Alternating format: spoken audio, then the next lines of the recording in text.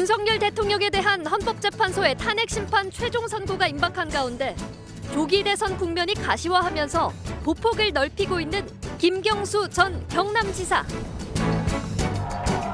20대 국회의원, 37대 경상남도 도지사, 참여정부 대통령실 비서관 역임. 야권 잠룡으로 주목받으며 이재명 대표와의 회동 등을 통해 당내 다양성과 통합을 강조하며 대권 행보 본격화. 탄핵 심판 인용과 조기 대선에서 승리하기 위해 가장 필요한 건 노무현의 국민 통합 정신임을 강조. 민주당이 더 다양해져야 된다고 생각합니다. 다른 목소리를 용납하지 않는 극단과 배제의 논리는 반드시 극복되어야 합니다. 김경수 전 지사가 생각하는 대선 승리를 위한 민주당의 통합 방향과 차기 대선 구도, 집중 분석합니다. 윤석열 대통령의 탄핵 심판 선고가 임박해지자 조기 대선 분위기로 접어드는 모양새입니다. 여야 잠룡들의 움직임이 분주한데요. 김경수 전 경남지사와 얘기 나눠보겠습니다. 김 전 지사님 안녕하십니까? 예, 반갑습니다. 오랜만입니다. 오랜만이십니다. 네. 김 전 지사는 1994년 민주당에 입당해 올해로 31년째입니다. 예, 맞습니다. 지난 7일 3년 6개월 만에 복당했는데요. 그동안 많은 일들이 있었잖아요. 예. 만감이 교차하시겠습니다. 제가 페북에 이제 그 비슷한 내용으로 글도 올리고 했는데요. 31년이면은 사실은 제 인생의 절반이 넘는 시간이기도 합니다. 그래서 네. 민주당과 그 세월을 함께 해왔는데 저로서는 감회가 남다를 수밖에 없고요. 그걸 떠나서 지금 제가 복당한 시기가 국가적으로 너무 총체적인 위기 국면이기도 하고 국민들이 너무 힘들어하는 상황 아니겠습니까? 그래서 저로서는 좀 정치인 한 사람으로서 책임과 어깨가 무거운 시기에 복당을 하게 됐다, 이렇게 말씀을 드리겠습니다. 네. 지난주 이재명 대표와 만났습니다. 네. 통합 등 여러 의제를 놓고 논의했을 것으로 보이는데요. 두 사람만의 시간도 있었고요. 회동 결과는 만족하십니까? 사실 오늘 이 인터뷰가 그 회동 이후에 첫 인터뷰이기도 그렇죠. 합니다. 지난번 이제 회동에서 1시간 20분 정도, 나중에 보니까 시간이 그 정도 됐던데요. 좀 많은 얘기를 나눴고 충분히 서로가 어떤 생각을 하고 있는지, 그리고 지금 시기에 정권 교체와 그리고 민주주의를 회복하기 위해서 우리가 어떻게 해야 하는지에 대해서 얘기를 나눴던 시간이기도 하고요. 네. 저로서는 우리 민주당이 더 넓은 민주당, 더 큰 민주당으로 가야 되고, 그걸 넘어서서 우리 민주 진영이 폭넓은 민주주의 연대로 가야 된다라는 데 대해서 이재명 대표께서도 동의하시고, 우리 당이 이제는 통합의 길로 가는 첫 출발의 의미를 갖는 그런 만남 아니었나라고 생각합니다. 네. 김 전 지사께서는 친명계 중심의 당 운영에 대해서 쓴소리를 해왔는데요. 이에 대해서 이제 당원이 선택하고 결정한 지도부다, 이런 반박도 나옵니다. 현재 민주당 운영에 어떤 문제가 있다고 보고 계신지요? 입에 좋은 약이 몸에 좋은 약이 입에 쓰다고도 하지 않습니까? 네. 우리 당이 좀 더 다양해지고 다양한 목소리가 나올 수 있어야 된다라는 데 대해서는 이재명 대표도 동의를 하시고, 네. 다른 언론에 나가셔서 다양성은 정당의 본질이자 생명이다, 이렇게 말씀을 하셨거든요. 그래서 그날도 이런 우리 당의 다양한 목소리, 다양성이 확보될 수 있도록 하기 위해서 어떻게 해야 되는지에 대해서 많은 얘기를 나눴고, 그런 방향으로 가야 된다라고 이제 함께 좀 생각을 같이 했던 자리였습니다. 네. 사실은 지금 우리 당의 시스템이 그런 다양성을 확보하는데 몇 가지 문제들이 좀 있습니다. 네. 특히 당원들이 참여할 수 있는 공간이 많지가 않습니다. 네. 그러니까 예스냐 노냐, 아니면 후보에 대한 투표를 할 수 있는 그런 전당원 투표제 같은 권한만 있지, 실제 우리 당의 운영이나 정책에 대해서 당원들이 충분히 토론하고 수기하고 참여할 수 있는 그런 공간이 많지 않아서, 그런 것들이 다양하게 확보가 되면 당원 중심주의, 또 당원 주권이라고 하는 다양성이 확보되는 정당으로 갈 수 있지 않을까라고 생각합니다. 네.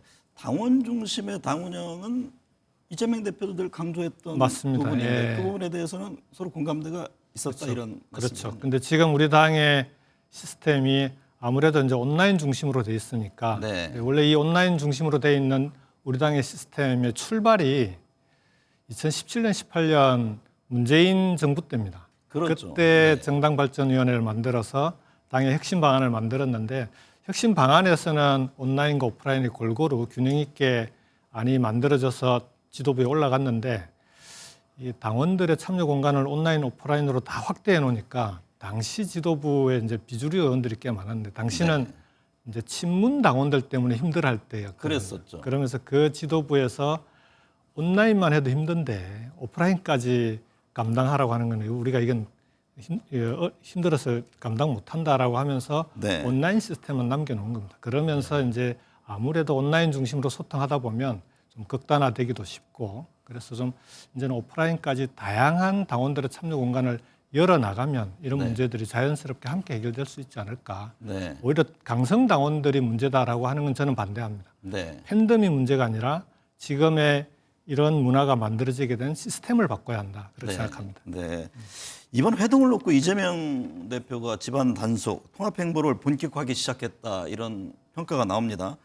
그동안 이제 김 전 지사를 포함해서 김부겸 전 국무총리, 김동연 경기지사, 임종석 전 비서실장 등이 당 지도 체제 비판의 목소리를 냈는데요.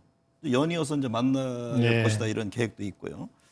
이 대표의 이 같은 움직임이 비명계를 끌어안기 위한 통합 행보라는 평가에 대해서는 어떻게 보세요? 우선 우리 민주당이 통합의 길로 확실하게 방향을 잡았다. 네. 이렇게 얘기할 수 있을 것 같고요. 제가 사실 설날에 페북 메시지를 좀 통합 메시지를 강하게 냈다가 네. 뭐 비판도 많이 받고 네. 욕도 많이 먹고 표현에 대한 수위 때문에 그렇죠. 예 그러면서 이제 지금까지 뭐 그걸 감수하면서 이제 우리 당이 통합으로 가야 된다는 얘기를 계속 해왔는데 다행히 우리 당이 그런 방향으로 이제 방향을 잡아가고 있고 이재명 대표도 그 부분에 대해서는 충분히 공감하고 동의하고 계시기 때문에 앞으로 이재명 대표께서도 좀 더 폭넓게 네. 우리 당이 통합의 길로 갈 수 있도록 통합 행보를 해 나가시지 않을까 하고 기대합니다. 네. 김 전 지사 등이 주창하는 이 통합 대상 범위를 어디까지 할 것이냐 하는 논란이 있습니다. 당내 비주류 외에 그러면 당 밖의 인사나 세력도 통합 대상에 포함해야 하는 건지 기준이 궁금합니다. 저는 지금 이 위기 국면에 처해 있는 대한민국을 구하기 위해서 정권을 교체하고 민주주의를 회복해야 한다는 데 동의하는 세력은 다 끌어안아야 된다고 생각합니다. 뭐 야권뿐만 아니라 합리적인 보수까지도. 근데 이게 왜 중요하냐 그러면 지금의 탄핵 국면에서 국민들이 대단히 불안해하고 있지 않습니까? 탄핵이 될지 안 될지에 대해서도 불안해하지만 문제는 탄핵 이후도 문제입니다. 조기 대선 과정도 문제기도 하고 네. 대선 이후에 다행히 사기 민주정부가 들어선다 하더라도 사기 민주정부가 지금의 이 둘로 쫙 갈라진 국민들의 갈등을 하나로 모아내고 국민을 통합시켜 나가는 성공한 민주정부로 만들어갈 수 있을까? 네. 그 점을 보더라도 지금 시기에 탄핵연대를 폭넓게 구성하는 게 대단히 중요합니다. 네. 사실은 2017년 탄핵 때 촛불혁명으로 문재인 정부가 들어섰었는데 그 당시에 문재인 대통령께서는 이제 정권을 교체한 다음에 야당과의 협치를 되게 중요하게 생각하셨어요. 네. 그래서 여야정 협의체도 만들고 그 개별 정치인들에게 야당 정치인들에게 장관직도 제안을 하셨거든요. 그때 보면은 유승민 의원, 그다음에 안철수 의원 그리고 노회찬, 심상정, 김성식 의원까지 제안을 다 했는데 네. 개별 제안을 다 하셨군요. 그 그렇죠. 의원들이. 네, 함께 이제 내각에 참여해 달라고 제안을 했는데 하나도 성사가 안 됐죠. 네. 근데 지금 와서 보면 그런 방식으로는 연대와 협치라고 하는 게 우리 정치 문화에서 쉽지 않겠구나. 네. 이제 그런 시행착오를 되풀이하지 않으려면 이번에는 정권이 바뀌면 처음에 인수위 성격의 이제 위원회가 구성이 될 텐데 그때 이번 탄핵 연대 탄핵에 찬성했던 정치 세력들은 다 같이 참여해서 네. 정책도 협의하고 그 협의한 정책을 책임지기 위해서는 내각에도 참여하고 네. 그렇게 해서 대한민국을 전체적으로 대개조해 나갈 수 있는 국정운영연대를 만들어야 된다. 네. 국가 대개조연대를 함께 지금부터 만들어서 운영해 나가야 한다. 그래야만 대한민국이 성공할 수 있다. 이렇게 네. 생각합니다. 지난주 이재명 대표와 만났을 때도 그 같은 어떤 예, 이 방금 얘기를 말씀드렸던 나눴습니까? 내용은 충분히 제 나름대로 설명을 드렸고요. 네. 이재명 대표께서도 이 부분은 좀 잘 검토해 보시겠다고 하셨습니다. 네. 예. 근데 또 예를 들면 이낙연 전 총리라든가 과거 이제 민주당에 함께 있던 예, 예. 이런 분들. 근데 이낙연 전 총리는 이재명 대표를 청산 대상으로 규정했더라고요. 저는 이제 이런 그런 분들까지 함께하는 게 그런 입장을 가지고 계신 분들은 통합하기 쉽지 않다고 생각합니다. 왜냐하면 네. 지금과 같은 이런 위기 국면에서는 힘을 하나로 모아야 됩니다. 네. 지금 힘을 모을 수 있는 원칙과 기준은 정권 교체와 민주주의 회복입니다. 네. 여기를 위해서는 이걸 위해서 힘을 모으는데 누구는 안 돼라고 얘기하면 그럼 어떻게 함께 하겠습니까? 네. 지금으로서는 이낙연 대표께서도 이 부분에 대해서는 전향적인 입장을 좀 보이셔야 통합을 함께 나갈 수 있지 않을까라고 생각합니다. 네. 우리야 그런 입장을 가진 모든 사람들을 함께 할 수 있지 않겠습니까? 네. 뭐 김대중 대통령께서는 자기를 죽이려는 세력하고도 손을 잡았는데 네. 이재명 대표도 저는 그런 부분에서는 정권 교체와 대선 승리에 동의하는 세력들은 누구에게나 손을 내밀 준비가 돼 있지 않을까라고 생각합니다. 네. 김주필 전 총리 그죠? 그 DJP 연합 이런 거 그렇죠. 말씀하시는 예, 거죠. 예. 네. 복당해 보니까 당내 분위기는 어떻습니까? 논란이 됐던 대선 패배 책임론과 관련해서는 이 대표 문재인 전 대통령이 각각 책임이 크다 이런 네. 자성의 목소리를 낸 바 있는데요. 친명계와 비명계 사이의 갈등 문제가 있다고 보시는지? 그런 분위기가 좀 있더라고요. 그러니까 워낙 그동안 좀 야당 탄압이 심했지 않습니까? 네. 검찰을 동원한 야당 탄압이 이재명 대표뿐만 아니라 들어왔더니 문재인 정부 때 일하셨던 주변의 분들이 압수수색 안 받은 사람을 찾기 어렵고 네. 지금 다 재판받고 계시고 이 정도로 국정을 운영해 나가면서 야당을 탄압하고 있으면 여기에 대해서 민주당 입장에서는 똘똘 뭉칠 수밖에 없습니다. 네. 대표를 중심으로 당원들이 똘똘 뭉쳐서 대응을 해왔는데 그러다 보니 아무래도 외부의 적과 싸우면서 내부에서는 다양한 목소리가 나오기 어려운 네. 그런 문화가 있는 것 같더라고요. 그게 지금까지 이어져 온 것 같고 그렇지만 이제는 대선, 그러니까 뭐 탄핵과 조기 대선을 앞두고 조기 대선 이후에 민주당을 생각하더라도 이제는 우리 민주당이 이전의 민주적 가치가 잘 구현되는 그런 정당 민주주의가 잘 실현되고 다양성이 확보되는 그런 정당으로 가야 되겠다. 네. 그래야만 민주주의가 힘이 있다고 얘기하지 않습니까? 힘 네. 있는 정당으로는 갈 수 있다 이렇게 생각합니다. SNS 활동도 최근 보니까 적극적으로 하시던데요. 이게 뭐 표현 수위가 높다는 얘기와 함께 이게 대선을 앞둔 전략적 포석이다 이런 해석이 나옵니다. 당내 쓴소리 역할 지속적으로 할 계획이신지요? 이게 쓴소리냐 아니냐가 중요한 건 아니고요. 네. 이게 쓴소리는 아까 말씀드렸듯이 몸에 좋기도 하지만 그걸 떠나서 지금 시기에 우리 당에 또는 지금 시기에 대한민국에 꼭 필요한 얘기냐 아니냐가 훨씬 중요한 것 같습니다. 네. 필요한 얘기라면 설사 그것 때문에 욕을 먹거나 비난을 받더라도 그 정도는 감수하고 가야겠죠. 네. 꾸준히 얘기를 해 나가다 보면 설득해 나가다 보면 그 진정성은 저는 인정받을 거라고 생각하고요. 지금은 그렇게 해서 이 위기를 극복할 수 있는 판을 만드는 게 훨씬 중요하다. 네. 그 지금 그럼 탄핵이 우선이다 이 말에 동의하신다는? 저도 동의합니다. 말씀이세요? 다만 탄핵과 내란 극복이 최우선 과제고 그렇지만 그 탄핵과 내란 극복을 해 나가면서도 미래는 함께 준비해야 된다. 미래 준비에 꼭 필요한 일이라면 함께 해야 되는 거 아니냐 그렇게 네. 생각합니다. 네. 정책 결정 과정에서 민주적 절차를 거쳐야 한다고 지적한 바 있잖아요. 네. 지금의 민주당 당내 의견 수렴 과정이 민주적이지 못하다고 보고 계신지요?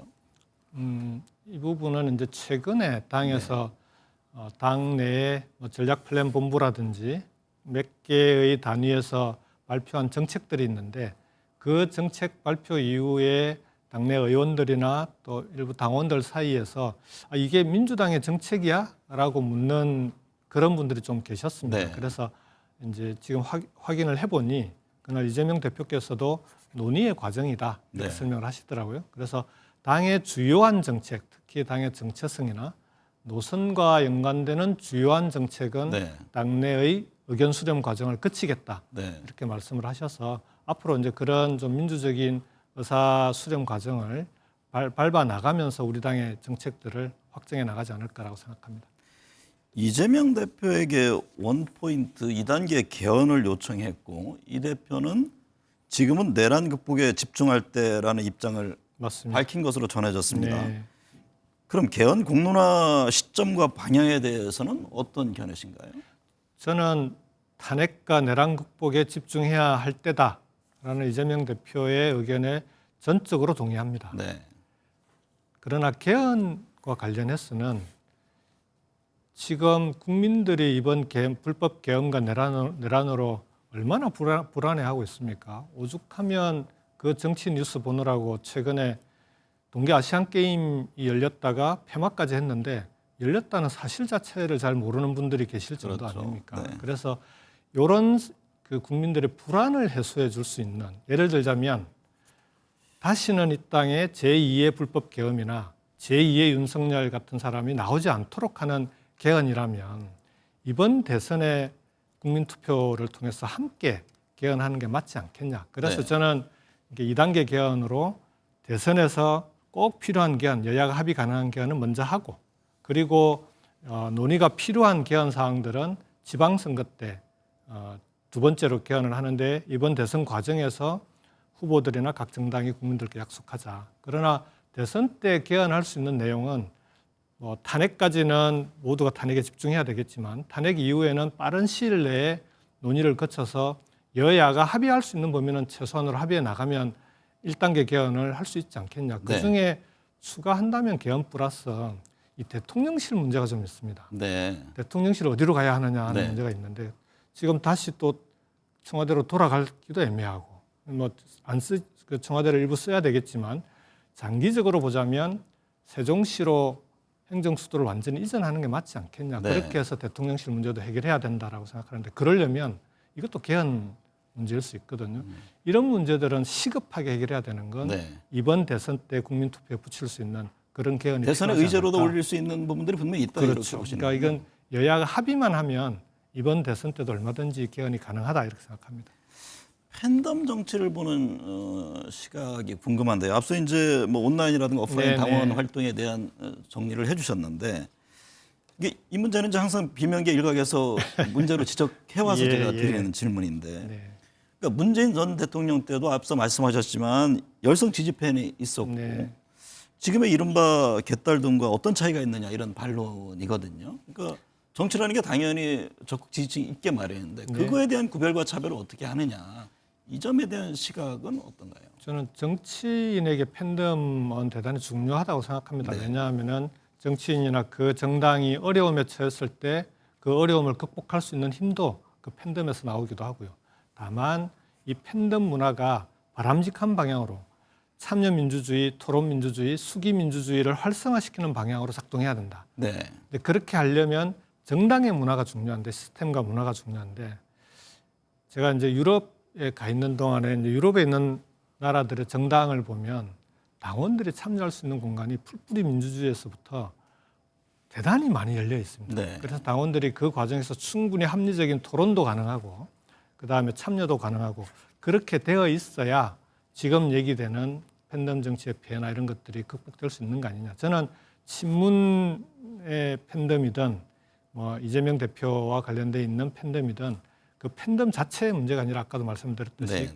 그런 문화를 만들어 나갈 수 있는 우리 정당의 시스템과 문화, 정치 문화가 훨씬 중요하다. 그걸 네. 만들어 가야 된다 이렇게 생각합니다. 최근 여론조사를 보면 국민의힘과 더불어민주당의 지지율 격차가 좁혀졌습니다. 박근혜 전 대통령 탄핵 국면과는 다른데 예, 그 예. 원인은 어디에 있다고 보세요? 그러니까 박근혜 대통령 탄핵 당시와 가장 큰 차이는 저는 탄핵 연대의 존재 유무라고 생각합니다. 네. 아까도 말씀드렸듯이 박근혜 대통령 탄핵 때는 그 당시에 새누리당이었나요? 네. 탄핵 이후에 분당되면서 바른미래당이 만들어지고 대선까지 이제 그 구도가 유지가 됐었는데 그 이후에 이제 요 탄핵 연대가 민주주의 연대로 그리고 국정 운영 연대로 이어지지 못했던 아쉬움 때문에 그쪽이 이제 다시 돌아가지 않았습니까? 네. 이제 요 경험 때문에 이번에는 그 탄핵 연대가 잘 안 만들어졌어요. 그러다 보니까 탄핵 이후에 국정을 운영하고 관리해 나가는데 계속 불안정한 상태로 흘러가고 있어서 네. 지금이라도 저는 이 민주주의 연대, 탄핵 연대를 더 넓게 그리고 더 튼튼하게 만드는 것이 반드시 필요하다. 네. 그래서 지금 당에서 추진하고 있는 야당과 함께하는 헌정질서 수호 연대가 네. 그런 튼튼한 탄핵 연대, 민주주의 연대로 갈 수 있도록 저도 힘을 보태고 네. 함께 나가야 된다. 네. 만일 대선 이후에 민주정부가 다시 수립이 된다면 그 민주정부의 운영 과정에도 이 탄핵연대, 민주주의연대가 함께 할 수 있도록 네. 지금부터 약속해 나가야 되는 거 아니냐 그렇게 생각합니다. 예를 들면 인수위 성격의 어떤 그 시점부터 같이 해야 된다 그렇죠. 이런 그때 말씀이시잖아요. 들어와서 정책을 함께 논의하고 네. 정책 협약을 보통 맺거든요. 그렇게 협약을 맺고 그 정책 부문을 책임지겠다는 정당은 내각에도 참여할 수 있게 해주고 어쩌면 그게 한국형 연정이 아니겠냐 네. 그렇게 생각합니다. 네. 네. 당내 대통합을 위해서 노무현 정신을 강조했습니다. 네. 민주당이 국민의 지지를 더 얻기 위해서 민주당이 실천해야 하는 노무현 정신이라는 것은 구체적으로 어떤 걸 말하는 건지요? 저는 노무현 대통령님은 철저한 민주주의자시기도 하고요. 그리고 본인의 평생의 염원이 국민 통합이다라는 말씀을 글과 말로 정말 여러 군데 많이 남겨놓으셨더라고요. 지금 우리 시대의 노무현 정신은 1차적으로는 민주주의를 시급히 회복하는 거다. 네. 그리고 그 다음을 넘어서서 국민들을 어떻게 통합시킬 건지, 국민들을 통합시켜 나가기 위해서는 저는 대화와 타협이 대단히 중요하다. 대화와 타협 없는 정치가 지금 한국의 가장 큰 문제라고. 정치 본령이잖아요. 예, 대화 타협이. 그러니까 노벨상을 받은 그 데런 에스모글루인가요? 그분도 네. 똑같이 얘기를 하셨던데 한국 경제와 정치에서 가장 큰 문제가 타협 없는 정치다. 여야간에 저는 거기에 100% 동의합니다. 네. 대화와 타협의 문화를 만들어내지 않고서는 국민을 통합해 나갈 수가 없습니다. 네. 아까 말씀드렸던 그런 국정운영연대 또는 그 국정운영연대를 통한 국가 대개조 연대를 만들어 나가야 그래야 대화와 타협의 문화도 만들어지고 국민들 사이에서도 지금처럼 명절 때 집에 가서 정치 얘기를 못하는 이런 불행한 문화를 언제까지 우리가 끌고 가야 되겠습니까? 네. 이제 이 국민들의 그런 문화도 토론 문화도 바꿔 나가야 되는 거 아니냐 네. 그렇게 생각합니다. 윤석열 대통령에 대한 탄핵 심판이 막바지에 접어들었습니다. 국민의힘에서는 헌법재판소 재판관의 정치적 편향성을 공격하고 항의 방문했는데요. 네. 여당의 이 같은 움직임은 어떻게 보세요? 저는 우리 역사에서 헌법재판소 또는 헌재를 부정하거나 공격한 선례를 군사독재 이외에는 찾을 수가 없더라고요. 네. 이게 군사독재로 해결하는 것도 아니고 그래서 저는 국민의힘에 정말 묻고 싶습니다. 당신들은 헌정수호 정당이 맞느냐? 민주주의를 지키겠다는 정당이 맞느냐? 저는 국민들이 그렇게 묻고 있다고 생각합니다. 네. 만일 지금처럼 헌법재판소를 계속 부정하고 공격한다면 그건 나중에 헌재 판결을 불복하겠다는 예비 업무로 볼 수도 있는 거 아니겠습니까? 만일에 헌재 판결을 불복하게 되면 그 헌재 판결에서 탄핵이 인용되고 조기 대선이 치러진다고 할 경우에 자신들은 헌재 판결에 불복하면서 그때 치러지는 대선에 참여한다는 게 논리적으로 모순 아닙니까? 네. 대선에 참가하기 위해서는 민주주의에 꽂힌 선거에 참가하기 위해서는 반드시 지금 헌정 질서를 존중하겠다는 그런 자세를 가져야 되고 지금 국민의힘에게는 그런 헌재 판결을 존중하겠다는 선언을 반드시 해야 된다. 그래야만 이 갈등이 해결될 수 있지. 그렇지 않고 지금처럼 계속해 나가면 저는 역사에 죄를 짓는 거라고 생각하고요. 대선 후보로 거론되는 분들도 이 부분에 대해서 입장을 분명하게 밝혀야 된다고 생각합니다. 네. 특히 오세훈 시장과 같은 합리적인 정치인이라고 불려지는 그런 분들 같은 경우에는 이번 계엄과 내란에 대한 입장, 헌재 판결에 대한 입장을 분명히 국민들에게 밝혀야 되는 거 아니냐 그렇게 네. 생각합니다. 김 전 지사께서는 조기 대선 국면에서 국민의힘과의 대결은 건곤일척의 승부가 될 것이라고 강조했는데요. 조기 대선에서 이루어내야 할 시대 정신은 무엇이라고 보십니까? 우리나라가 정말 민주주의 부분만큼은 그동안 모범적인 제3세계로부터도 그렇고 선진국으로부터도 그렇고 민주주의의 모범이라고 평가를 받아왔는데 그 신화가 무너졌습니다. 저는 이 민주주의를 시급히 무너진 민주주의를 회복하고 재건하는 것이 가장 큰 시대 정신의 하나라고 생각하고요. 만일 조기 대선이 치러지면 대선 이후에 이렇게 두 쪽으로 쫙 갈라진 국민들을 어떻게 통합시켜낼 것인가 하는 국민 통합의 길을 걸어가야 되는 것이 두 번째 시대 정신이라고 봅니다. 그러나 이런 갈등에는 단지 이런 정치적인 이유만 있는 게 아니고요. 갈등의 뿌리는 늘 우리 대한민국의 성장을 가로막는 양극화와 불평등의 그 뿌리가 이런 갈등을 일으키고 있다라고 보고요. 이 문제를 해결해 나갈 수 있도록 하는 것도 우리가 해결해야 될 시대적 과제가 아닌가 생각합니다. 김 전 지사께서는 대선 출마를 염두에 두고 계신 거죠? 아까도 말씀드렸듯이 지금은 탄핵과 내란 극복이 가장 중요한 때고 탄핵이 될지 안 될지 불안해하고 계시는 국민들께 지금 대선 얘기를 꺼내는 것은 저는 그건 정치인의 도리가 아니라고 생각합니다. 지금은 모두가 함께 탄핵에 집중하고 그렇게 해서 대한민국의 민주주의를 위기로부터 구해내는 일에 함께하는 것, 그게 가장 우리가 집중해야 될 일이고 그 이후에 우리 아까 말씀드렸던 민주주의를 다시 회복하고 국민 통합을 이루어 나가기 위해서 어떤 역할을 해야 될지는 그 이후에 함께 국민들과 고민해 나갈 문제라고 생각합니다.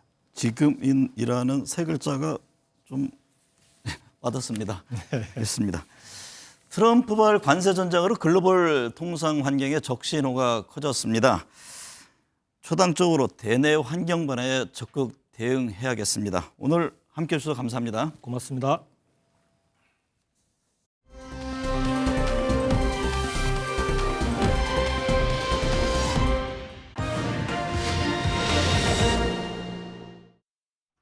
네, 정치권 현안 짚어보겠습니다. 김성태 전 국민의힘 원내대표, 이광재 더불어민주당 성남 분당갑 지역위원장, 윤기찬 국민의힘 법률위 부위원장, 김성환 시사평론가 나오셨습니다. 네 분 어서 오십시오. 예, 안녕하세요. 김성태 전 대표님, 예. 갈등의 불이 떨어진 관세 이야기부터 해보겠습니다. 트럼프 미 대통령이 자동차를 콕 집어서 4월 2일 관세를 예고했는데요. 이게 뭐 적용 시점인지 계획을 발표하겠다는 것인지는 구체적으로 말하지 않았는데 어쨌든 이대로 간다면 우리나라 자동차 산업에 타격이 불가피하잖아요. 그렇습니다. 이 애교는 국가 간의 해결의 도구예요. 그러니까 무엇보다도 가장 큰 애교력이 발휘돼야 될 그런 중요한 시점에 지금 현재 전략적 애교를 펼 수 있는 그런 국내적인 지금 현재 여건이 참 안타까운 대목이죠.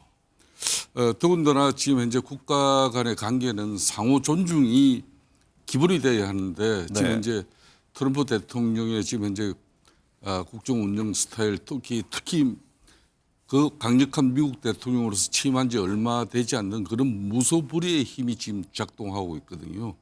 이런 측면에서 이제 트럼프 대통령의 관세 정책은 뭐 세계 어느 국가든 자유로울 국가가 없는 거죠. 그런 측면에서도 그렇지만은 이제 이 안보 측면에서도 이제 동맹 관계의 중요성, 특히 동북아 이 안보 상황적인 측면에서도 그런 것도 고려해야 되는 것이고 무엇보다도 제일 먼저 우리 산업에 지금 발동해 볼 이 자동차 관세 부분은 엄청난 고용 창출 효과뿐만 아니라 협력 하도업사의 그 고용 관계.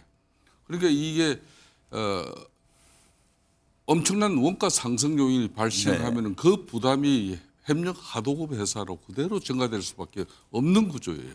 그러면 그렇지 않아도 지금 현재 양극화 현상에서 현대자동차나 뭐 기아자동차 이런 정규직 중심보다는 협력 하청 회사의 그 생활은 말도 없이 힘든데 그런 부분이 엄청 지금 걱정되는 거죠. 네. 이광재 위원장님, 우리 경제에 적지 않은 영향을 미칠 것으로 전망되는 트럼프발 관세 정책, 협상을 해야 하는 정부의 역할이 더욱 중요해지고 있는데요. 이 트럼프 관세 폭탄 어떻게 대처해야 합니까?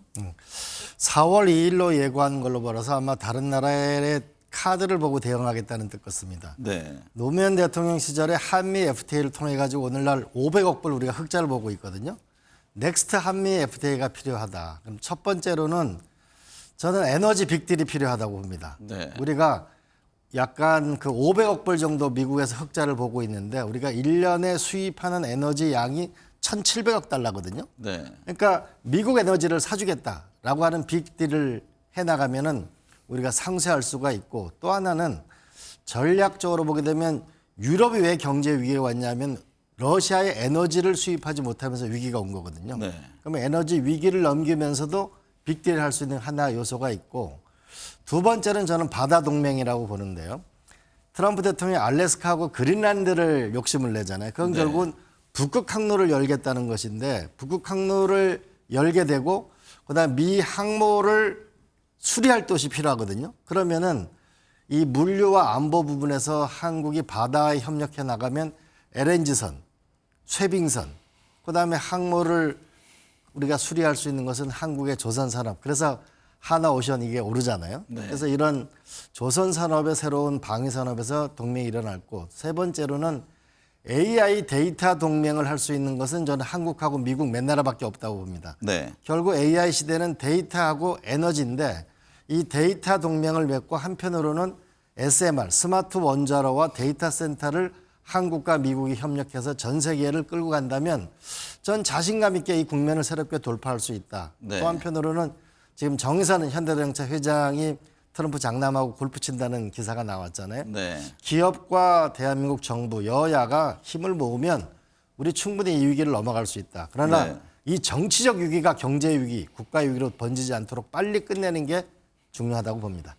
윤기찬 부위원장님, 방금 이제 이광재 위원장 말씀하셨는데 이 대외 여건, 경제 등을 감안해서라도 탄핵 국면이 조속히 마무리돼야 할 텐데요. 헌법재판소가 이번 주 목요일이죠. 10차 변론을 진행하겠다고 밝혔습니다. 20일인데 추가 채택한 증인들에 대한 신문이 이어질 예정입니다. 새로운 증인 3명은 모두 윤 대통령 측의 신문의 필요성을 강조했던 사람들인데, 근데 윤 대통령 측은 그 10차 변론 기일이 형사재판 날짜와 겹친다면서 기일 변경 신청을 요청했습니다. 헌재가 받아들일까요?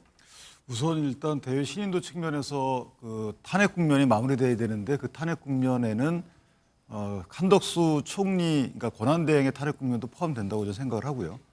근데 이제 헌재가 그 부분은 되게 서두르지 않는 부분이 좀 안타깝다는 생각이 들고요. 또한 이제 10차 변론 기일을 사후에 지정을 했는데, 네. 그 이전에 이제 이미 구속 취소 신청을 대통령 측이 했고, 구속 신청, 취소 신청에 대한 신문 기일이 이미 잡혀 있습니다, 그날. 그리고 변론 준비 기일도, 공판 준비 기일도 잡혀 있는데, 형사. 근데 이제 이 공판 준비 기일에 대통령이 안 나간다는 지금 확정적인 의사표현을 안 한 상태예요. 안 나간다 그랬으면은 헌재가 저렇게 기일을 잡아도 뭐 크게 무리가 없다고 보는데, 대통령의 불출석 여부에 대해서 확정적인 의사표시가 없는 상황이었고, 또는 이제 헌법 심판 대리인단하고 대통령의 형사재판 그 변호인단하고 상당히 겹칩니다. 그래서 하루에 3명의 그 심판 정에서 증인 신문을 하는 그 기일에 변론 준비 기일과 구속 취소 신문을 동시에 진행하기 굉장히 어려워요. 그래서 아마 저 부분은 먼저 잡힌 일정이 있는 이후에 헌재가 심판기를 잡았기 때문에 아마 대통령 측의 심판기일 변경 신청은 이유가 있어 보이고, 따라서 네. 아마 받아들이지 않을까 이렇게 생각합니다. 네.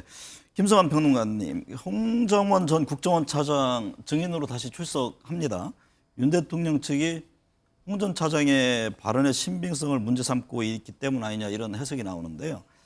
홍 전 차장은 조태용 국정원장이 고도의 용어 혼란 전술을 쓰고 있다면서 국정원 CCTV로 누구 말이 맞는지 가리자, 당당한 입장입니다. 어떻게 보세요? 저는 증인으로 신청한 게 이게 잘한 일인지 잘 모르겠어요. 네. 홍정원 전 차장이 그동안에 언론에 보여줬던 태도나 그 당당한 면모들을 만약에 이번에 헌재에서 다시 증인으로 채택됐을 때 헌재 심판정 가서 똑같은 태도를 보인다고 하면 아마 윤 대통령 측이 아무리 그 발언의 신뢰성이나 아니면 메모 문제를 집중적으로 제기한다 하더라도 결코 유리하지 않을 것이다. 개인적으로 그렇게 보고요. 그러니까 홍 전 차장의 얘기는 그겁니다. 지금 조태용 국정원장이 그 메모를 받아 적었다고 하는 그 시각, 공터에 있었다고 얘기하는데 실제 사무실에 있었다 이렇게 얘기를 하고 있거든요. 네. 근데 국정원장 공간에 대한 이해가 좀 부족한 것 같아요. 그러니까 그런 얘기에 대한 언급이 전혀 없이 그렇게 얘기를 했는데요.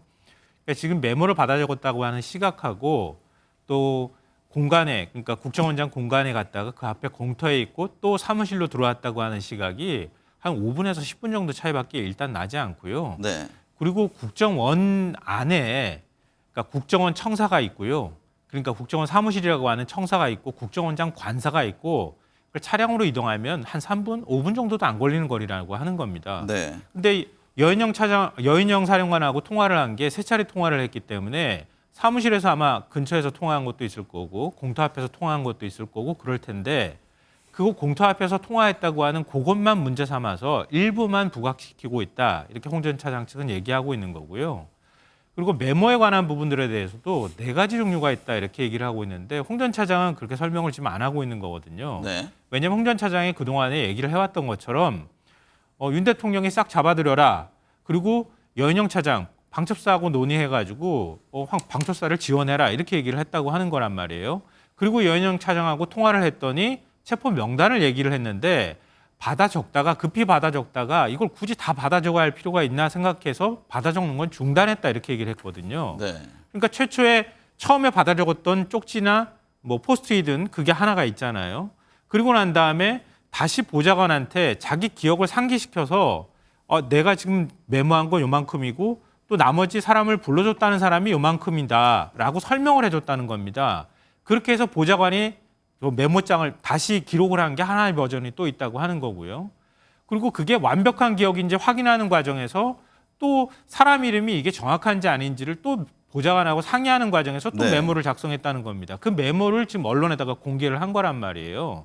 그러니까 다시 정리를 해서 말씀드리면 기억한 것과 보좌관한테 불러주는 것, 기억을 상기하는 과정에서 메모를 계속 수정하는 작업이 있었다.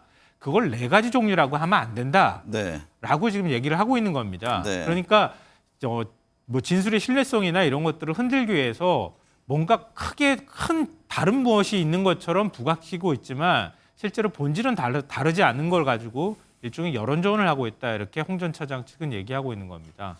김성태 전 대표님, 예. 홍 전 차장을 다시 부른 배경은 어떻게 보세요? 그만큼 홍 전 차장의 증언과 메모가 중요한 사항이다 이렇게 판단하는 그렇죠. 건가요? 아무래도 윤석열 대통령이 이제 비상계엄을 선포한 그 위헌 위법성에 대한 그런 탄핵 심판의 가장 핵심적인 내용이 될 수가 있는 거죠.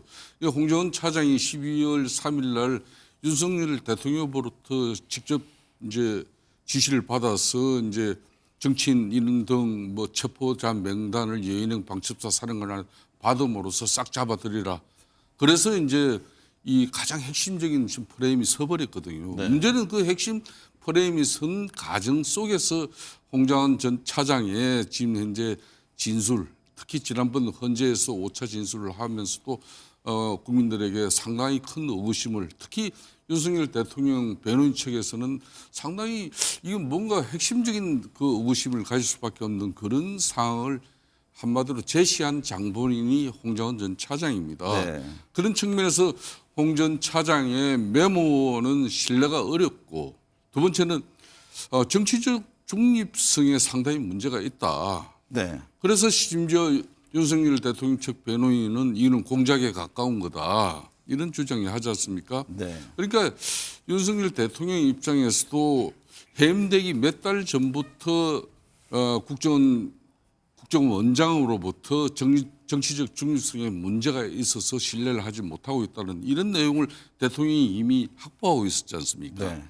이런 걸 뭐 헌재 심판 과정에서도 구체적인 이야기를 하고 있습니다만은 문제는 특히 그러면 12월 3일 날 대통령의 전화를 받고 그다음에 본인이 방첩사 사령관 여인영에게 전화를 걸고 그 체포자 명단을 받았는데 그걸 원장 공간 한적한 곳에서 이게 본인이 자필로 메모를 썼는데 그걸 또 보좌관에게서 이게 바로 그냥 정확하게 내용을 기재를 해라. 또 그 보좌관이 만든 내용 거기에다가 또 자신의 또 의견을 또 집어넣고 그렇게 해서 지금 4번의 이 체포자 명단이 지금 만들어져요. 이걸 네. 대한민국 많은 국민들이나 특히 지금 내놓으라 하는 윤석열 대통령의 이 변호인 측이 이 어떤 그 정언과 또 그 내용 또 이제 이 가장 핵심 지금 증거지 않습니까? 핵심 증거에 대한 그런 신빙성의 의문을 가질 수밖에 없는 내용이죠. 네. 그렇기 때문에 20일 헌재 이제 홍장원 차장이 출석을 합니다만은 상당히 이날은 홍정은 차장이 정치적 의도를 가지고 이런 한마디로 체포자 명단을 갖다 특히 야당 측 국회의원들과 인사들과 이걸 프레임을 세운 건지 아마 국민들 그리고 지켜보는 모든 이 법조인들, 언론들 가장 핵심 내용이 될 것 같아요. 이광재 위원장님, 체포 지시를 들었다는 사람은 홍 전 차장이나 곽종근 전 육군 특수전 사령관뿐만 아니라 수도방위 사령부나 국군 방첩사령부에 많은 군 간부들이 있는데 홍 전 차장과 곽 전 사령관 공격에 집중하는 배경은 뭘까요? 결국 이제 약한 고리라고 볼 텐데 저는 다 부질없는 짓이라고 보는데요. 네. 그 국회에 쳐들어왔잖아요. 그리고 유리창 깨고 들어갔잖아요. 그리고 그런 걸 수많은 경찰청장이 다 이미 증언을 하고 있는데 국력을 낭비하고 있다 이런 생각이 드는데 윤석열 대통령을 아주 열렬히 지지했던 원로 그 목사님께서 이렇게 말씀하시더라고요. 윤 대통령이 다 내 책임이다. 그리고 총리나 장관이 무슨 책임이 있겠냐. 장군들도 무슨 책임이 있겠냐. 내 책임이다. 이렇게 했으면 차라리 인간적인 연민이라도 남을 텐데 그걸 부하들한테 다 이렇게 떠넘기면 우리가 뽑은 대통령이 내가 노력한 대통령이 이거밖에 안 되냐. 이런 자괴감이 많이 든다고 얘기하는데요. 네. 이미 전 세계가 다 지켜본 거. 이런데 국력 낭비가 없어야 한다고 저는 생각합니다. 네. 윤기찬 부위원장님, 만약 헌재가 20일 변론을 종결하면 최종 탄핵 심판 선고는 언제쯤 예상합니까? 3월 초중순쯤 선고, 5월 대선을 예상하는 분석들이 나오던데요. 근데 20일 날 종결하기는 저는 만만치는 않을 것 같다는 생각이 들고요. 네. 왜냐하면 한덕수 총리에 대해서는 사실은 필요 없다라고 한번 그 증인 신청에 대해서 기각 결정을 했다가 다시 또 채택을 했잖아요. 이 말은 뭐냐면 아직 헌재 재판관들 사이에서도 선고를 위해서는 아직 성숙한 변론이 성숙되지 않았다라고 느끼는 분이 많을 것 같고, 앞서서 말씀 주셨지만 이 메모장이나 기타 여러 사람의 진술이 달라지는 부분이 있고 본인들이 검찰에서 했던 진술과 다른 내용의 또 얘기들을 하고 있거든요. 심판정에서는. 그렇게 되면 사실은 이 부분이 맞는지에 대해서 조금 더 증인신문 등을 해야 되는 상황이 있습니다. 그리고 이제 홍장원 씨의 메모 같은 경우에는 지금과 같은 이런 신빙성에 관련된 여러 가지 정황적 증거들이 나왔다면 그 당시에 12월 14일 날 아마 그 국회에서 탄핵소추 의결이 안 됐을 거예요. 그렇기 때문에 이게 중요한 겁니다. 만약 그 당시에 홍장원 씨의 메모와 관련된 이러한 앞뒤가 안 맞는 그 정황들이 전제가 되고 국회의원들이 많이 투표를 했으면 특히 국민의힘 내에서는 아마 의견이 갈리지 않았을 것이다. 그렇기 때문에 의미 있는 메모다라는 생각이 들고요. 네. 만약에 이제 그 탄핵 그 결정이 나게 되면 지금은 예측은 5월 정도의 60일 이후니까요. 5월 중순 정도의 대선이 치러질 가능성이 있다라고 하는 건데 그 부분은 저희가 약간의 이제 고민을 할 부분이 뭐냐면 재판을 언제까지 끝내야 되겠다라는 상황을 주고 거기에 껴 맞춰서 심증을 형성해 가는 것은 재판이 아닙니다. 이 부분은 아무리 정치적 색채가 있는 재판 과정이라 하더라도 따라서 저 부분은 520명이 넘는 진술서 등이 첨부된 수사 기록을 증거로 채택했으면서 그것을 탄핵할 수 있는 신빙성을 상쇄할 수 있는 입증의 기회를 안 준다는 것은 저는 이 부분은 좀 향후에도 문제가 되지 않을까 싶어서 네. 조금 더 진행을 할 가능성도 배제하기 어렵다 이렇게 생각합니다. 네. 김성환 평론가님, 윤석열 대통령 탄핵 심판 대리인단이 최근 중대 결심을 예고한 것과 관련해서 자진 하야설이 나왔습니다. 윤 대통령 측 변호인단은 하야설은 탄핵 주도 세력의 망상에 불과하다며 일축했는데요. 민주당도 하야설에 대해서는 꿈도 꾸지 말라 이렇게 지적했네요. 근데 탄핵 주도 세력에서 먼저 하야설을 제기했다거나 그런 건 아니고요. 보수 언론부터 시작해가지고 가장 정통 보수라고 자처하는 인사가 하야 얘기를 언급하면서 오히려 얘기가 커진 거거든요. 네. 그러니까 민주당에서 그렇게 얘기했다고 하는 것은 좀 얘기가 잘못된 것 아닌가 싶고요. 저는 이 논의들이 이게 무슨 의미가 있나 이렇게 생각하는데요. 윤석열 대통령이 지금 하야할 것 같으십니까? 그러니까 제가 듣기로는요, 윤 대통령은 철석같이 다시 직무 복귀한다고 믿고 있다고 하는 것 같거든요. 근데 왜 하야를 하겠습니까? 지금 헌재 증인 채택하는 문제라든가 아까 홍장원 전 차장 얘기도 하잖아요.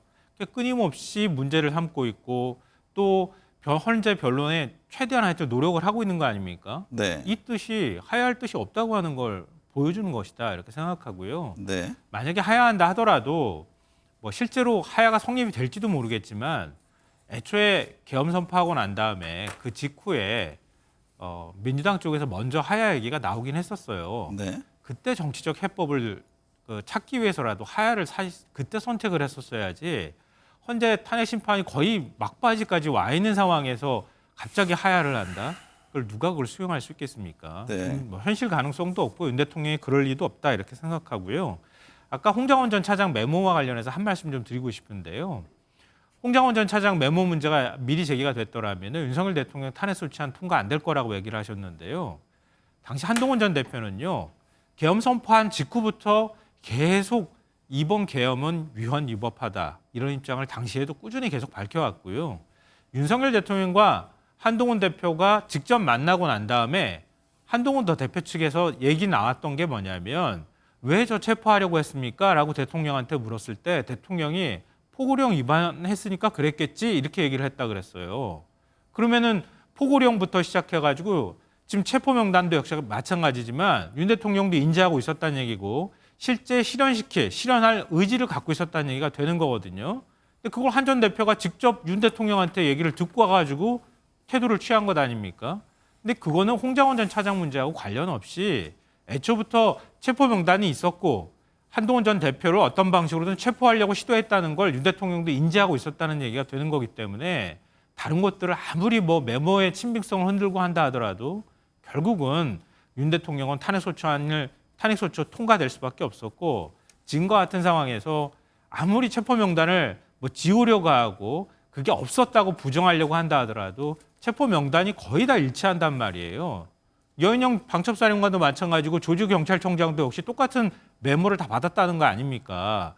근데 그걸 어떻게 홍장원 전 차장 메모 하나로 체포 명단이 없었다고 부정할 수가 있겠습니까? 네. 근데 그거는 다른 문제인 것이 지금 홍장원 차장의 메모와 관련된 정황들은 보도가 될 때 그렇게 됐죠. 대통령이 싹 잡아들여 그의 15분 뒤에 여인영 방첩사령관으로부터 명단을 받아 적죠. 두 개가 합쳐지니까 마치 대통령이 정치인 체포에 대해서 직접 지시를 내린 것으로 그렇게 다 이해가 됐단 말이에요. 그렇기 때문에 파괴력이 컸던 거고 그래서 조지호 청장 등은 대통령부터 지시받았다는 내용이 전혀 없어요. 여인영 방첩사령관 등과 통화했다는 내용만 있을 뿐이지 따라서 그런 프레임 자체가 안 맞는 것이고 한동훈 당시 대표의 경우에도 마찬가지입니다.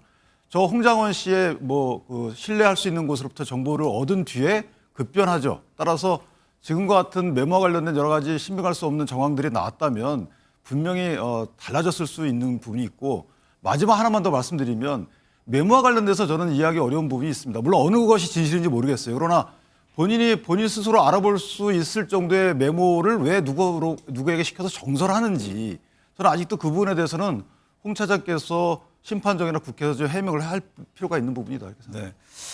김성태 전 예. 대표님, 예. 민주당이 곽종근 전 특전사령관을 해유했다 이런 예.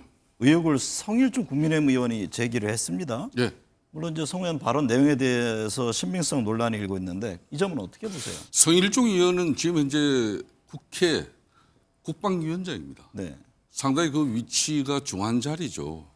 성일종 위원장이 이 기자회견을 하고 난 이후에 당시 문제 제기한 그러니까 박범계 의원이나 부승찬 의원이 12월 10일 당일날 각종건 특전사 사령관하고 이제 707 특임단장이 이제 오전 진술을 마치고 점심 식사 이후에 이렇게 대기실 방에서 대기하고 있는데 박범계 의원하고 부승찬 의원하고 와가지고 삼성 부회장 그런 전속 변호사를 연결해 주겠다 그러고 네. 그리고 또 그 뭡니까 그 끝까지 당신들 변론 문제를 갖다 민주당이 챙겨주겠다. 네. 이런 걸 했다 그러면 그게 해유가 아니면 뭐겠습니까? 그런 측면에서 이게 이제 현재 탄핵 심판을 통해서 이제 대통령이 헌법을 위반하고 법률을 위배한 그런 실체적 사실에 대해서는 반드시 법과 헌법에 의해서 심판이 이루어지겠죠. 네. 그렇지만은 허위 사실로 이게 선전선동이 이루어져서 그렇게 해서 이게 법적인 그리고 현재 심판이 있기 이전에 이제 국민 여론이라든지 이런 윤석열 대통령 그러니까 피소추인에 대한 탄핵을 기정사실로 만들어가는 그런 측면에서 정치적인 그 의도가 있었다면은 이 자체는 상당히 심각한 문제죠. 그렇기 때문에 성일종 국방위원장은 본인이 기자회견을 통해서 이 각종원 사령관하고 김현태 707 단장이 돼서 해유 압박이 없었다면은 나를 고발해라. 나 그 내가 고발에 응하고 직접 그 상대로 싸우겠다. 네. 그 이야기를 했지 않습니까? 네. 지금 이제 박범계 의원 고발 못 하고 있어요. 왜? 12월 10일 날 그날 당일 날 각종원 사령관과 김현태 단장이 대기하고 있는 방에 가서 삼성 부회장 뭐 이 변호인 한 이 사람 갖다 붙여주겠다. 끝까지 책임져 주겠다. 이런 이야기 했으니까 본인이 고발을 못 하는 거예요. 그렇다면 이건 상당히 심각한 문제예요. 이광재 위원장님, 구속 상태인 곽종건 전 특전사령관이 옥중에서 이 회유설과 관련한 입장문을 냈습니다. 민주당이 도와주겠다고 얘기했다는데 저는 그것에 대한 생각이 없었고 무엇을 도와준다는 건지도 모르겠다 반박을 했는데, 그러면서 여인영 전 방첩사령관으로부터 서로 말맞추기를 제안받았다 이런 내용을 폭로했습니다. 어떻게 보세요 지금 이 상황을? 저는 곽종근 그 특전사령관의 헌법재판소 내용을 보면서 이런 생각이 들더라고요. 그래도 그 대통령을 지키려고 하는 군인이 있구나 이런 생각이 들었어요. 네. 당시 이렇게 질문을 했어요. 왜 열고가 부숙으로 바꿨냐? 왜 이탈시킬 것을 끄집어내라? 사실이 뭐냐라고 하니까 왜 처음에는 열고라고 국회문을 열고 했는데 부수고인데 틀린 거 아니냐. 또 하나는 이탈시킬 것이라고 얘기했는데 왜 그걸 끄집어내라라고 얘기하지 않았냐라고 이렇게 헌법재판관에 물으니까 그거는 검찰 조사에서는 그렇게 얘기할 수 있지만 그래도 대통령인데 국민이 보는 자리에서 생각을 해보세요. 문을 부수고 끄집어내라. 이런 것이 대통령의 말이라는 것이 그 부분이 마음에 걸려서 하는 그 사령관의 태도를 보면서 자기를 이렇게 공궁에 몰리고 감옥에 넣은 윤석열 씨를 그래도 뭐냐면 국민을 생각해서 보호해 주려고 하는 이 사람과 이 사람 얘기가 틀렸다 거짓말이라고 윽박지르는 이런 부끄러운 대통령을 우리는 빨리 이 사태를 종결해야 이 불법 개헌을 빨리 극복하는 것이 나라가 바로 세우는 길이라고 저는 확신합니다. 윤기창 부위원장님, 12.3 비상계엄을 모의 실행한 혐의로 구속 기소된 노상원 전 정보사령관의 수첩에 수거 대상 처리 방안, 이게 뭐 상당히 충격적이고 끔찍한 내용들이던데 이재명, 조국, 문재인 등등 A급 수거 대상, 연평도 이송, 섬으로 보내 배침몰, 이게 만약에 사실이라면 이걸 어떻게 봐야 합니까? 이게 상정하기 어려운 내용들이죠. 그리고 이게 뭐 실행력이 있거나 아니면 아이디어로 떠올리는 것 자체가 좀 민주국가에서는 있을 수 없는 내용들이고요. 또는 이제 검찰에서는 이 부분에 대해서 신빙할 수 없다라고 판단을 했던 것으로 보여요. 그렇기 때문에 중요 임무 종사자들의 공소장에는 이런 내용이 없단 말이죠. 그렇기 때문에 이 부분은 아마 본인이 어떤 경위에서 이렇게 작성했는지 몰라도 개헌과 관련된 그 공식 라인에서는 검토된 바 없다고 보는 것이 아직까지는, 물론 이게 공판 과정에서 어떤 내용으로 발전할지 모르겠지만 현재까지의 검찰의 공소장 등을 파악해 보면 뭐 그 정도로 지금은 그렇게 파악하는 것이 맞다라는 생각을 하고요. 다만 이제 이 정도의 아이디어를 본인이 또 수첩에 적는 정도의 그 정도 상상력을 보더라도 글쎄 저런 분이 또 장군까지 했다는 부분은 좀 이해가 되지 않는 부분입니다. 네. 김성환 평론가님, 노상원 수첩에는 또 뭐 장기 집권, 삼선 개헌 그리고 후계자가 적혀 있었다고 하던데요. 민주당은 계엄의 진짜 목적이 장기 집권이고 후계자는 김건희인 것이냐라며 지적을 했습니다. 오늘 박찬대 원내대표는 노상원 수첩, 김건희, 명태균이 하나로 연결돼 있다 이런 얘기까지 했네요. 그러니까 왜 계엄에 윤석열 대통령이 계엄을 선포할 수밖에 없었느냐, 계엄의 배경으로 지금 지목되고 있는 게 이른바 명태균 게이트 뭐 이 부분이잖아요. 그리고 지금 김봉식 서울청장이 헌재에 나가서 얘기를 했을 때에도 윤석열 대통령의 계엄 배경을 설명할 때 아주 개인적으로 사적인 내용을 얘기를 했다고 언급을 했단 말이에요. 네. 그럼 윤 대통령한테 그런 사적인 문제가 뭐가 있을까? 이렇게 생각해 볼 때는 김건희 여사 문제를 자연스럽게 안 떠올릴 수가 없는 상황이라는 거죠. 네. 그러니까 계엄의 어떤 방식으로든 배경이 될 만한 일들이 명태균 게이트 문제나 김건희 여사와 관련돼 있는 뭐 검찰 수사가 아니라고 한다면 또 다른 무언가의 문제가 있다 이렇게 추정해 볼 수밖에 없을 것 같고요. 그러니까 윤 대통령은 제가 볼 때는 계엄 선포한 거는 우리가 친위 쿠데타라고 얘기하잖아요. 네. 친위 쿠데타는 장기 집권을 위해서 하는 겁니다. 해외에서도 다 그렇게 하고 있고요. 은 대통령은 친위 쿠데타를 꿈꿨던 겁니다. 왜냐하면 은 대통령이 직접 국민 앞에서 발표했던 포고문을 보면요. 반국가 세력을 일거에 척결하고라고 하는 표현이 나와요. 근데 반국가 세력이라고 지칭이 될 만한 은 대통령 측이 지시대명사 요즘 많이 얘기하던데요. 그 지칭이 될 만한 표현들을 제가 찾아보니까요. 야당의 예산 폭거, 민주당의 입법 독재, 야당 대표 방탄 이 세 가지가 나옵니다. 그러면 야당과 갈등을 빚는 대통령은 언제든 계엄을 선포할 수 있다 이런 얘기가 되는 거고요. 네. 은 대통령은 반국가 세력이라고 야당을 지칭해서 야당을 척결하기 위해서 이번에 계엄을 선포했다는 얘기가 되는 거거든요.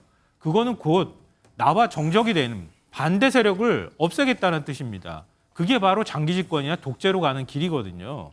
그러니까 장기 집권을 꿈꿨다고 하는 노상원 전 정보사령관 수첩에 있는 메모가 결코 허황되지 않다 이렇게 보고요. 노 전 사령관이 작성했다고 하는 그 체포 명단, 그 명단하고 지금 아까 홍장원 전 차장이나 여인영 전 방첩사령관 메모나 조지옥 경찰청장 메모랑 거의 다 일치한단 말이에요. 네. 경찰이 조사하면서 노상원 전 사령관한테 질문했습니다. 이거 메모 어디서 나온 겁니까? 체포 명단 어디서 나온 겁니까? 이렇게 물어봤더니 노상원 전 사령관이 김용년 장관이 불러주는 대로 적었다. 이렇게 진술했습니다. 네. 그리고 여인영 전 방첩사령관은 그 메모를 왜 남기게 됐는지, 명단을 어떻게 작성했는지 검찰에 가서 진술했는데요. 윤석열 대통령이 평소 사석에서 부정적으로 평가했던 인물들이다. 이렇게 얘기를 합니다. 이 얘기가 곧 뭡니까?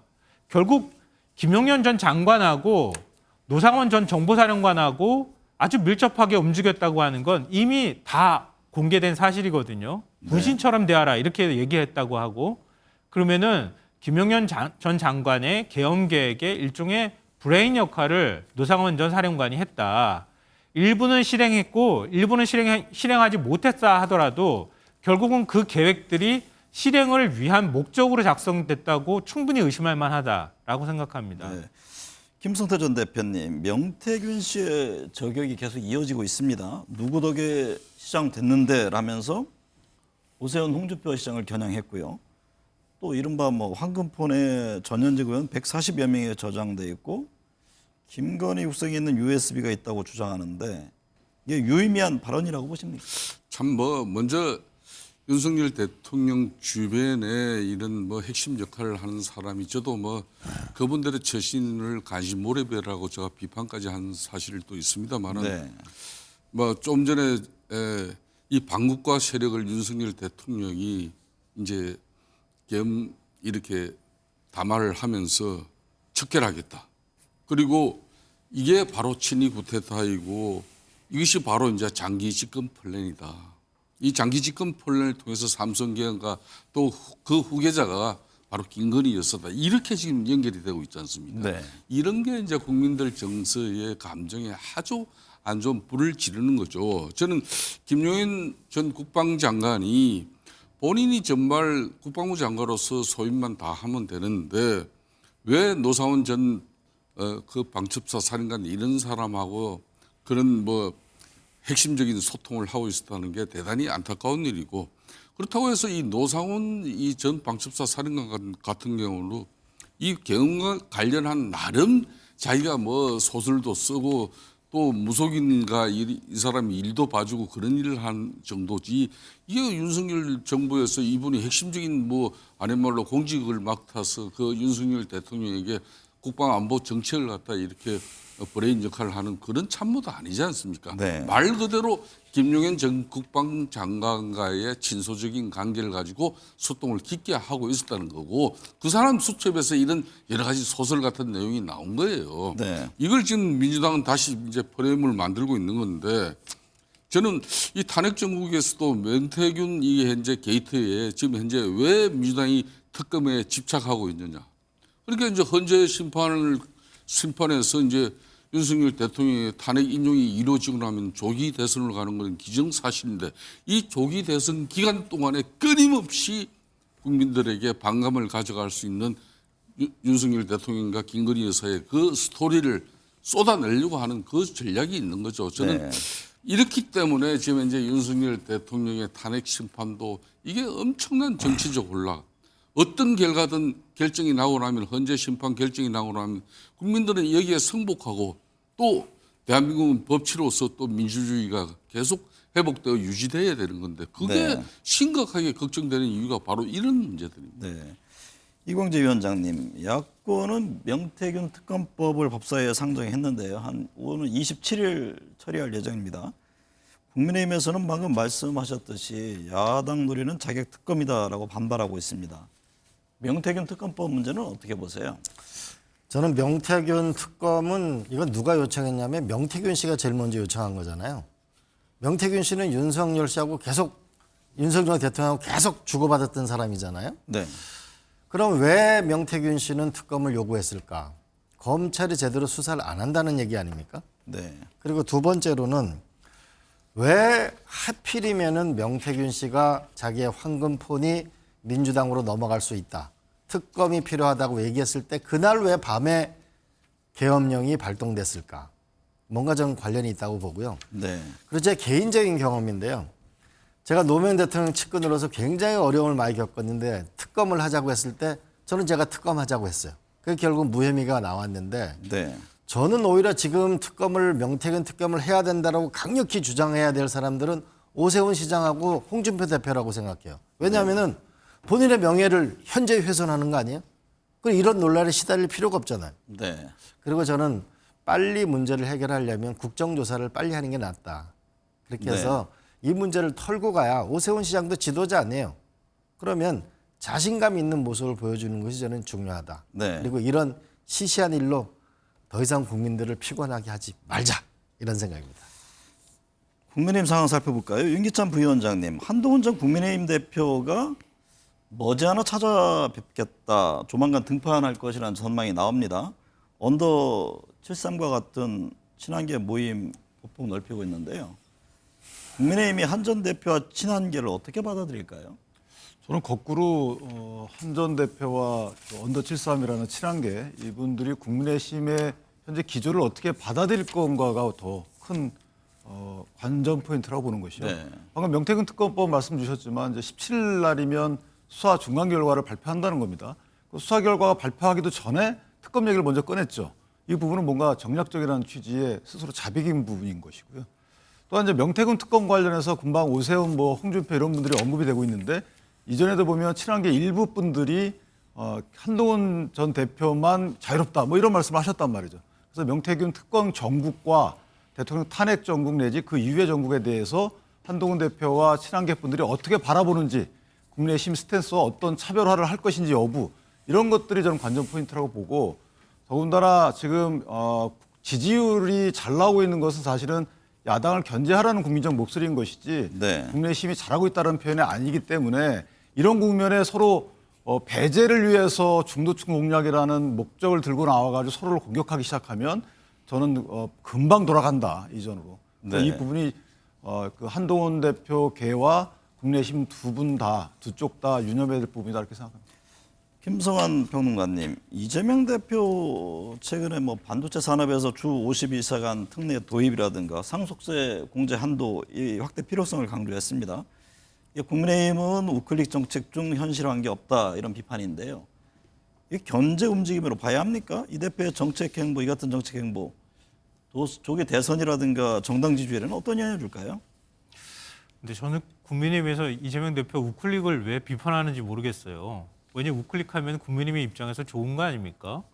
민주당에서 오히려 보수 정책을 받아들여서 보수가 하고자 하는 것들을 대신해 주겠다고 하는데 왜 비난을 하는지 잘 모르겠다 이런 생각이 들고요. 그러다 보니까 거짓말쟁이다 이렇게 좀 비판하고 있는 것 같은데요. 저는 지금 우리가 목도하고 있는 것처럼 대한민국이 갈라져 있습니다. 갈등하고 있거든요. 앞으로 어떤 정책을 추진한다 하더라도 계속 반발에 부딪힐 가능성이 있습니다. 네. 설령 민주당이 집권한다 하더라도 마찬가지일 거고요. 국민의힘이 다시 정권 재창출을 한다 하더라도 마찬가지일 겁니다. 그러면 내가 지향하는 바대로만 집권을 하고 정권을 유지하기 위해서 정책을 만들어 나가겠다고 하면 사회 갈등은 끊임없이 반복될 겁니다. 그리고 또 경제도 굉장히 지금 안 좋은 상황이거든요. 그러니까 이재명 대표가 얘기하는 것처럼 이럴 때는 진보 보수 정책 모두를 총동원하는 게 필요하다 이렇게 얘기를 하고 있단 말이에요. 그러니까 어떤 방식으로든 최소한의 합의할 수 있는 것들을 만들어내는 것. 그리고 우리 것만 고집하는 게 아니라 상대방 것도 필요하다고 하면 성장 정책에서 필요하면 갖다 쓸 수 있는 포용력이나 아니면 유연성 이런 게 지금 필요한 때가 아닌가 싶어요. 네. 그러니까 윤석열 대통령 계엄이 없었다고 하면 민주당이 만약에 정상적으로 즉 다시 정권을 되찾아온다고 하면 민주당식 정책들을 좀 더 강하게 밀어붙일 수 있었겠지만 지금은 완전히 국면도 달라졌고 대한민국의 갈등 치유하는 것만 해도 이재명 대표가 만약에 집권을 하든 어떤 방식으로 뭐 대선에서 이긴다 하더라도 대선 기간 내내 집권 내내 그거를 해야 되는 시기가 돼버렸다. 이전과 이후는 계엄 이후 이전과 이후로 갈라지고 완전히 달라질 것이다라고 생각합니다. 네. 그러니까 그걸 가지고 이재명 대표가 이른바 뭐 정책이나 이런 것들 하나 내놓을 때마다 마치 우클릭이다, 오락가락한다 이런 식으로 공격하는 것은 다분히 전 정치적 의도를 갖고 있다라고 생각합니다. 네. 이광재 위원장님, 갤럽 조사를 보면요, 민주당 이재명 대표 뭐 차기 대통령 지지율 1위인데요. 그런 가운데 절대 지지 안 한다는 대답도 41%나 나왔거든요. 어떤 극복 과제가 있다고 보십니까? 저는 미국의 링컨 대통령을 한번 생각해 봤으면 좋겠어요. 결국 미국의 연방 국가를 만들려고 하고 노예 해방을 위해서 결국 남북 전쟁이라는 단호함을 이끄는 지도자이고, 두 번째로는 분열된 땅 위에는 집을 지을 수 없다는 링컨 대통령의 당시 절절한 이런 연설이 있거든요. 우리는 하나의 성경을 믿는 미국 국민들이, 하나의 하나님을 믿는 미국 국민들이 남군과 북군으로 나눠 싸워지고 있습니다. 피 흘리고 있습니다. 그럴 때 그 통합을 하려고 하는 그 열망을 우리는 배워야 하고, 또 하나는 그 남북 전쟁의 와중에서도 동서횡단철도를 만들어서 경제를 살리고, 또 하나는 가장 놀라운 것은 주립대학을 만들 때는 2천만 평을 준다는 모리법을 만들고, 네. 미 과학협회를 만들어서 과학기술의 미국을 만들고, 더 결정적으로는 미국 서부에 와가지고 5년 동안 집을 짓고 개간을 하게 되면 땅을 20만 평을 준다는 홈스테이트법을 만들어서 결국 3천만 명의 대량 이민을 미국으로 끌고 와 새로운 나라를 만든 건데요. 결국은 누가 이 내란 세력을 확실히 극복할 수 있을 거냐. 네. 또 하나는 국민들을 통합할 거냐. 또 하나는 미래를 가장 먼저 만날 수 있는 리더십이 있는가. 그리고 네. 비전 문제라고 봅니다. 김성태 대표님, 국민의힘은요, 조기 대선은 없다는 입장을 밖으로 내보내고 있지만 오세훈 시장, 홍준표 시장, 유승민 전 의원 상당히 분주하게 움직입니다. 그렇습니다. 여권 대선 주자의 핵심 관전 포인트는 뭡니까? 아무래도 이제 윤석열 대통령을 배출한 집권당의 도리로서는 현재 탄핵 심판이 결정나기 전까지는 이걸 뭐 당에서 구체적으로 조기 대선을 기정사실로 만들면서 주자들이 아무리 대선의 꿈을 가지고 있다 하더라도 그렇게 뭐 상대방을 서로 뭐 대선 후보 경쟁자들을 비판하면서 또 비전을 가지고 국민들에게 어필하면서 당원들에게 또 뭐 새로운 그런 청사진을 보이는 그런 거는 지금 상황에서는 어떤 경우든 힘들죠. 네. 그렇지만 이제 국민의힘도 지금 현재 권영세 비대위원장이나 지금 권성동 원내대표 이런 분들이 다 윤석열 대통령의 그런 포켓 정치인이 아니에요. 네. 또 마음대로 그렇게 주무를 수 있는 그런 선수들도 아니고, 윤석열 대통령 입장에서도 이제 국민의힘이 자신의 포켓 정당이라는 그런 인식으로 만일 국민들에게 비춰지는 부분이 있다 그러면 상당히 옥중 정치에 대해서도 이제 여러 가지 진중한 그런 고민을 해야 될 때입니다. 네. 국민들의 생각은 국면마다 계속 달라지고 있거든요. 네. 좀 전에 이제 이재명 대표에 대해서 왜 국민적 비호감이 41%가 넘게 이렇게 높은가 하면은 네. 지키지 않는 그 약속에 대한, 또 더군다나 국회 제1당으로서 입법 권력으로서 네네. 그 소중한 위치, 네. 여기에 대해서 국민적 우려가 있는 거죠. 네. 오늘 내용 말씀 감사합니다.